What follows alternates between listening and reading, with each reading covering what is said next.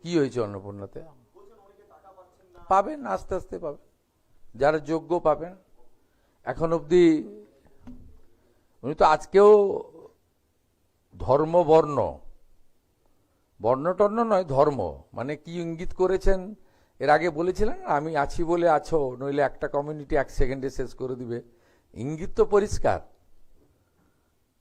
এখন অবধি ট্রান্সফার হয়ে গেছে টাকা 1,45,64,472 জনের অ্যাকাউন্টে। এর মধ্যে মুসলিম বেনিফিশিয়ারি আছে 19,20,00,000, 19.2। যারা যোগ্য তারা হিন্দু কি মুসলিম কি বিজেপি কি তৃণমূল কি পেয়েছেন। উনি পারবেন নাকি দেখাতে সব করে? আমি শুধু নন্দীগ্রামের একটা গ্রামের কথা বলবো, 86% হিন্দু বাস করে, হরিপুর গ্রাম পঞ্চায়েতের। 2 জন হিন্দুকে দিয়েছিলেন আবাসের বাড়ি, একটা গ্রাম। অ্যাপিজমেন্ট। একটা গ্রামে 86% হিন্দু বাস করে, 54 জনকে আবাস দিয়েছেন, 2 জন হিন্দু 52 জন মুসলমান। গোটা রাজ্যের হিসাব আছে আমার কাছে।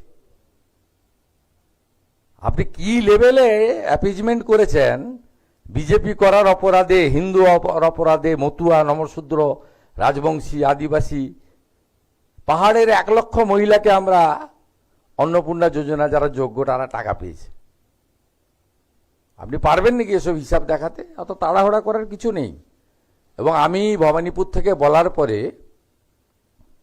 আমার মা বোন দিদি যারা যোগ্য তারা আমার উপর ভরসা করেছেন।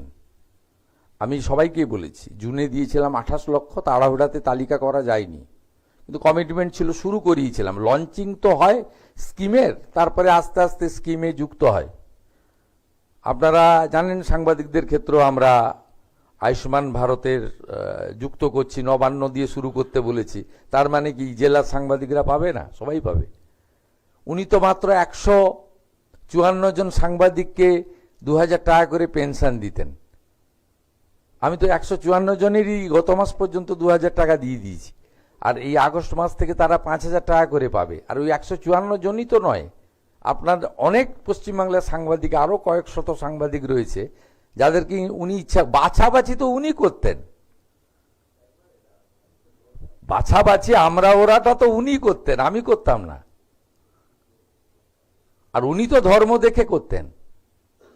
ওই জন্য নন্দীগ্রামের এই একটা গ্রামে 86% হিন্দু থাকা হরিপুর গ্রাম পঞ্চায়েতে 54টা, উনার নাম ছিল বাংলার বাড়ি, যেটা আমরা পশ্চিমবঙ্গ আবাস দিয়েছি।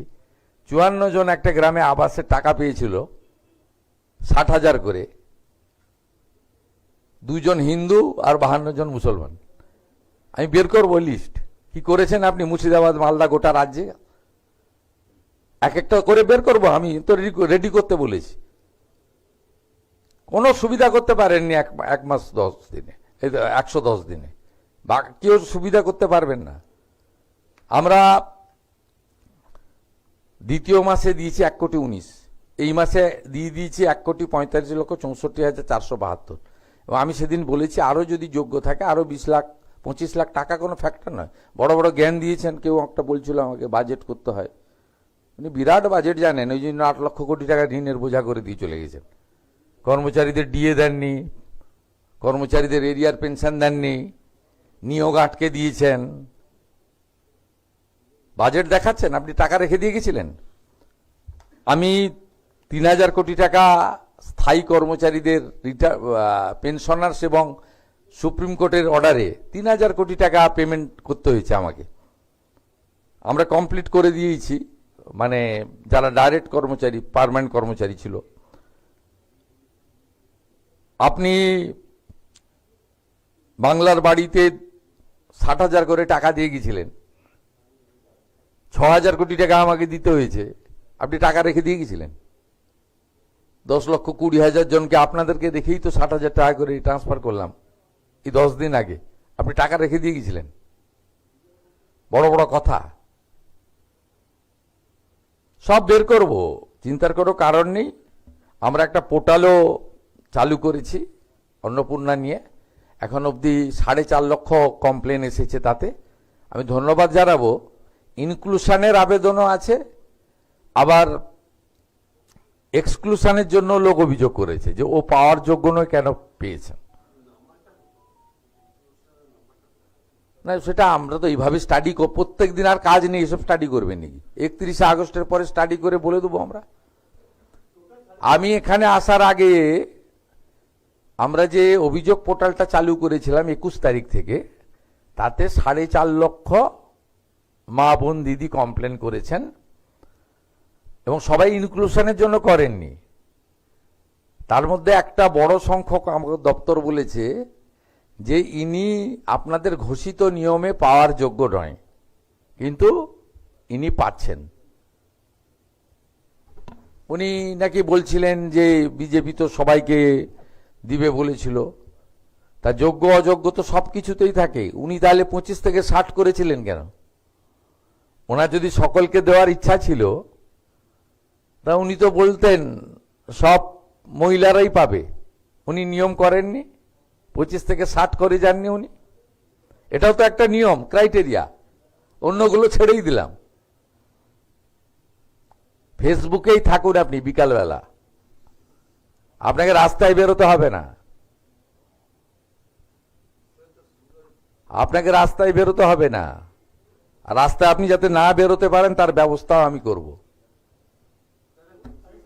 আপনি বারুইপুর নিয়ে খেলতে গেছিলেন, গোল খেয়ে বাড়ি এসেছেন। আপনি হালিশহর নিয়ে চেষ্টা করেছিলেন, সেখানেও ডবল গোল খেয়ে বাড়ি এসেছেন। যত কথা কম বলুন, বিশ্রাম করুন, অনেক বয়স হয়েছে।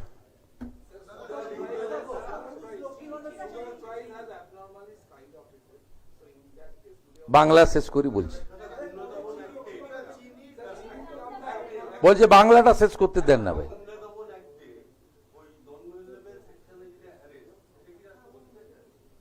দুটো পার্ট ছিল। এই 12 মাসের যে ডিটেনশনটা রাষ্ট্রপতি মহোদয়ের ফাইনাল অ্যাসাইনমেন্টের জন্য আছে, ওটা আমরা হোপফুল এসে যাব। ল থেকে ক্লিয়ার হয়ে গেছে, আমরা খবর পেয়েছি। সব হবে, যা বলি ভেবে বলি, যেটা বলি সেটা করব না। বাংলা হ্যাঁ, আজকে আমাদের দুটো মিটিং ছিল। দ্বিতীয় মিটিংটা ফুড ইন্সপেক্টরদের নিয়ে। আপনাদের তো রং খাওয়াচ্ছে সব, ভেজাল দেখতে পাবেন। আর ক্রেতা সুরক্ষা নিয়ে আমরা একটা মিটিং করেছি। 1 থেকে 7 তারিখ ক্রেতা সুরক্ষা সপ্তাহ চালু হচ্ছে। আমরা টাস্ক ফোর্স ইনঅ্যাক্টিভ হয়ে গেছিল, যা হয়, সরকার চেঞ্জ হয়েছে, সেই টাস্ক ফোর্সকে সব অ্যাক্টিভ করা হয়েছে। এবং আপনার রাইস মিল এবং চিনির তাদের যারা মজুদদার, তাদের বিরুদ্ধে অ্যাকশন নেওয়ার জন্য আজকে আমি চিফ সেক্রেটারি আমরা থেকে মিটিং করেছি। 2-3 দিনের মধ্যে আশা করছি সব আপনার ঠিকঠাক হয়ে যাবে।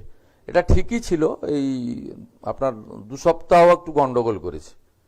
এটা 48 টাকা রেটেই ছিল, কিন্তু এই আমরা অ্যাসেস করেছি 2 সপ্তাহ আগে 58, আর এই 2-3 দিন হলো 68। কন্ট্রোল করে দেবো আমরা পেয়ে গেছি। লিকেজ কোথায় আছে পেয়ে গেছি। এখানে হবে না সুযোগ, স্ট্রং গভর্নমেন্ট আছে।